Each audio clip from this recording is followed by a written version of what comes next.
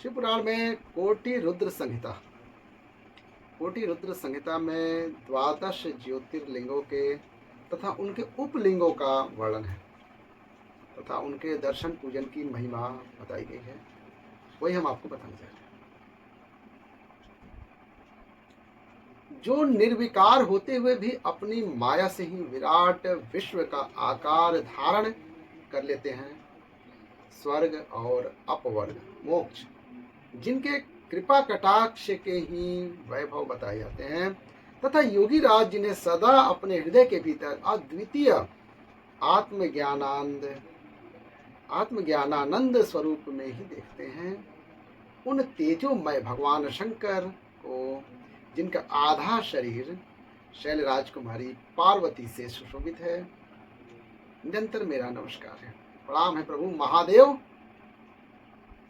जिसकी कृपा पूर्ण चितवन बड़ी ही सुंदर है, जिसका मुखार बिंद मंद मुस्कान की छटा से अत्यंत मनोहर दिखाई देता है, जो चंद्रमा की कला से परम उज्जवल है, जो आध्यात्मिक आदि तीनों तापों को शांत कर देने में समर्थ है, जिसका स्वरूप सच्चिन्मय एवं परमानंद रूप से प्रकाशित होता है, तथा जो गिरिराज नंदिनी पार्वती के भुज पाश से आवेष्टित है, वह शिव नामक कोई अनिर्वचनीय तेज पुंज सबका मंगल करे महादेव। ऋषि बोले, सूत जी, आपने संपूर्ण लोगों की हित के कामना से नाना प्रकार के आख्यानों से युक्त जो शिवावतार का महात्म्य बताया है, वह बहुत ही उत्तम है। आप पुनः शिव के परम उत्तम महात्म्य का तथा शिवलिंग के महिमा का प्रसन्नता पूर्वक वर्णन कीजिए। आप शिव भक्तों में श्रेष्ठ हैं, अतः धन्य हैं प्रभु। आपके मुखार बिंदु से निकले हुए भगवान शिव के सुरम्य यश रूपी अमृत का अपने कर्ण पुटों द्वारा पान करके हम तृप्त नहीं हो रहे हैं, अतः फिर उसी का वर्णन कीजिए। भूमंडल में तीर्थ में जो जो शुभ लिंग है अथवा अन्य स्थलों में जो जो प्रसिद्ध शिवलिंग विराजमान है, परमेश्वर शिव के उन सभी दिव्य लिंगों का समस्त लोगों के हित की इच्छा से आप वर्णन कीजिए। देखिए सूत जी शिवलिंगों के जितने भी अपने यहाँ शिवलिंग हैं, सबका वर्णन किए हुए हैं। सूत जी ने कहा, महर्षियों, संपूर्ण तीर्थ लिंगमय है, सब कुछ लिंग में ही प्रतिष्ठित है, उन शिवलिंगों की कोई गणना नहीं है, तथापि मैं उनका किंचित वर्णन करता हूँ।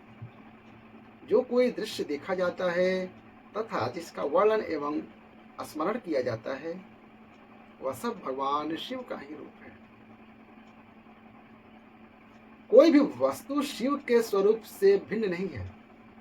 साधु शिरोमणियों, भगवान शंभु ने सब लोगों पर अनुग्रह करने के लिए देवता, असुर और मनुष्यों सहित तीनों लोगों को लिंग रूप से व्याप्त कर रखा है। समस्त लोगों पर कृपा करने के उद्देश्य से ही भगवान महेश्वर तीर्थ में और अन्य स्थलों में भी नाना प्रकार के लिंग धारण करते हैं। जहाँ जब जब भक्तों ने भक्तिपूर्वक भगवान शंभु का स्मरण किया, तहाँ तहाँ तब तब अवतार ले कार्य करके वे वहीं स्थित हो गए। लोगों का उपकार करने के लिए उन्होंने स्वयं अपने स्वरूप भूत लिंग की कल्पना की। उस लिंग की पूजा करके शिव भक्त पुरुष अवश्य से सिद्धि प्राप्त कर लेता है। ब्राह्मणों, भूमंडल में जो लिंग है उनकी गणना नहीं हो सकती है, तथापि मैं प्रधान शिवलिंगों का परिचय देता हूँ।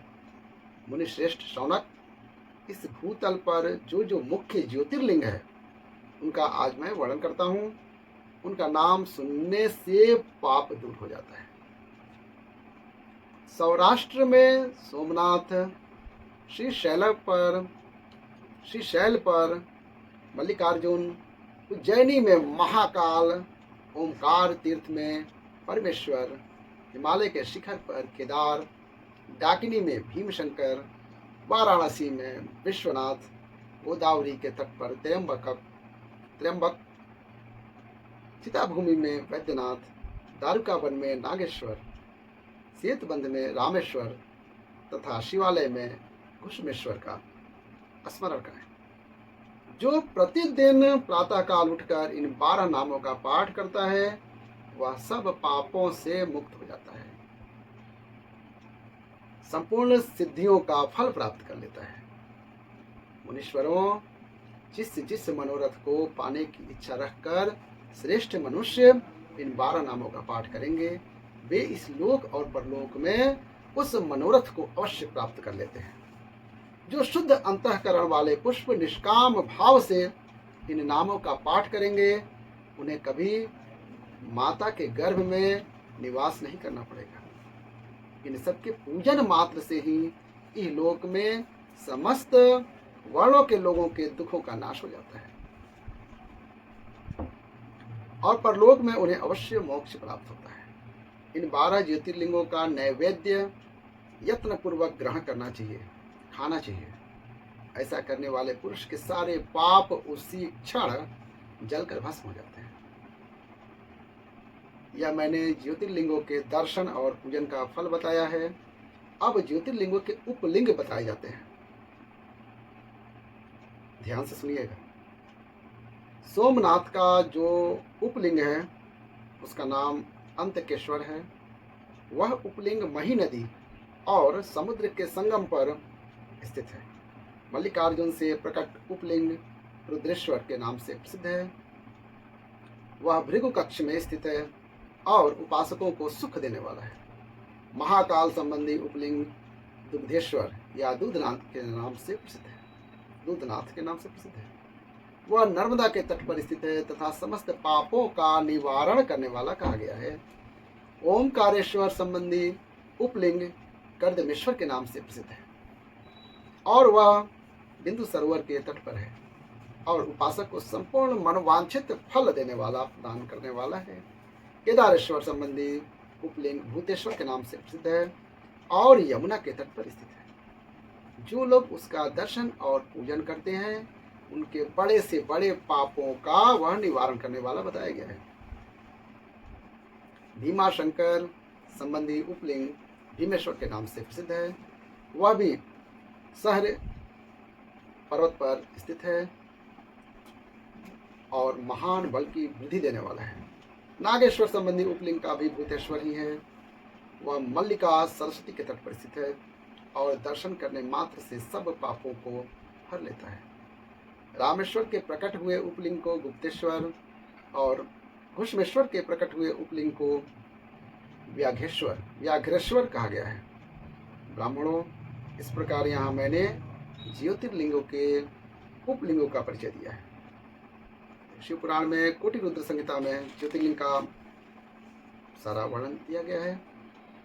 ये दर्शन मात्र से पापहारी तथा संपूर्ण अभिष्ट के दाता होते हैं। ये मुख्यतया को प्राप्त हुए प्रधान शिवलिंग बताए गए हैं। अब अन्य प्रमुख शिवलिंगों का वर्णन सुनिए। आज हम आपको काशी आदि के विभिन्न लिंगों का वर्णन तथा अत्रेश्वर के उत्पत्ति के प्रसंग में गंगा और शिव के अत्रि के तपोवन में नित्य निवास करने की कथा सुनाने जा रहे हैं। वीडियो अच्छी लगेगी तो प्यार से लाइक कर दीजिएगा और चैनल को सब्सक्राइब कर लीजिएगा। महादेव के भक्त अगर हैं तो चैनल को जरूर सब्सक्राइब कीजिएगा। सूत जी कहते हैं, मुनीश्वरों, गंगा जी के तट पर मुक्तिदायिनी काशीपुरी सुप्रसिद्ध है। वह भगवान शिव की निवास स्थली मानी गई है। उसे शिवलिंगमय ही समझना चाहिए।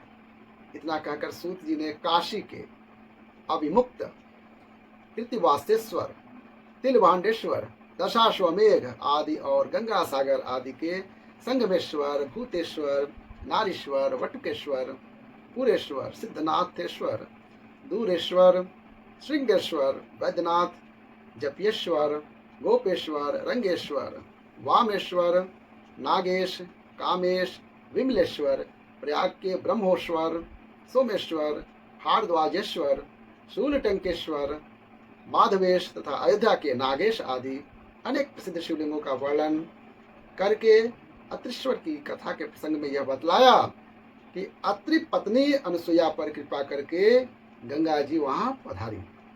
अनुसुईया ने गंगा जी से सदा वहां निवास करने के लिए प्रार्थना की।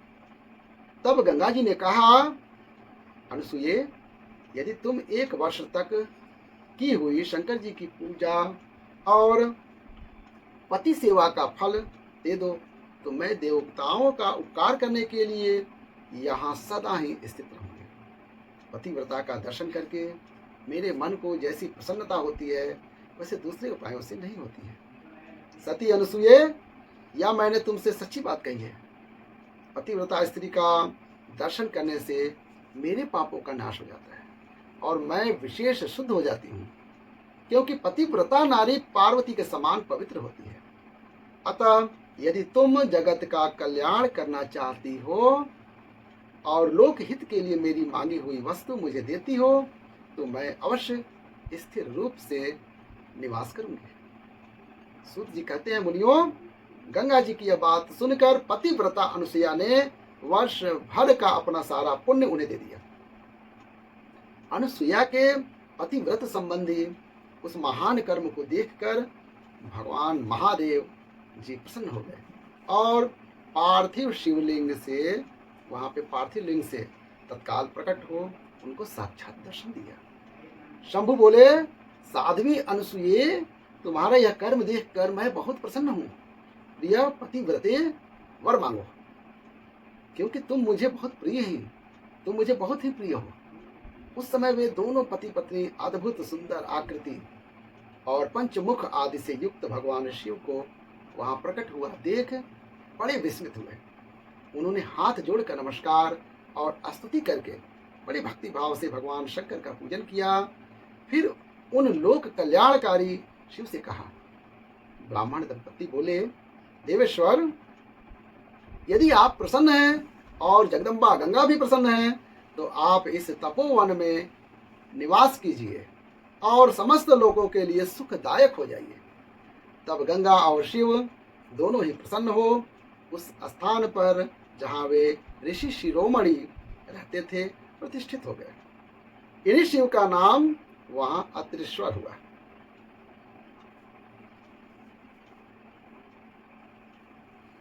वीडियो थोड़ी लंबी हो जाएगी, इसलिए हम यही समाप्त करते हैं। अगली वीडियो में हम आगे का ऋषिका पर भगवान शिव की कृपा, एक असुर से उसके धर्म की रक्षा करके उसके आश्रम में नंदीकेश नाम से निवास करना तथा वर्ष में 1 दिन गंगा जी का भी वहां आना, कथा सुनाएंगे। वीडियो का अंत करते हैं। कथा कैसी लगी, अच्छी लगी तो प्यारा सा लाइक कर दीजिएगा और चैनल को सब्सक्राइब कर लीजिएगा। सब्सक्राइब करते समय यहाँ पे आपको बेल का आइकन मिलेगा, उसे जरूर दबाइए ताकि हमारे कथा प्रवचन संबंधित जो भी भक्ति वीडियो मिलेंगे उसका नोटिफिकेशन सबसे पहले आपको आएगा और आप उसे देखकर लाभ उठाएंगे। हर हर महादेव।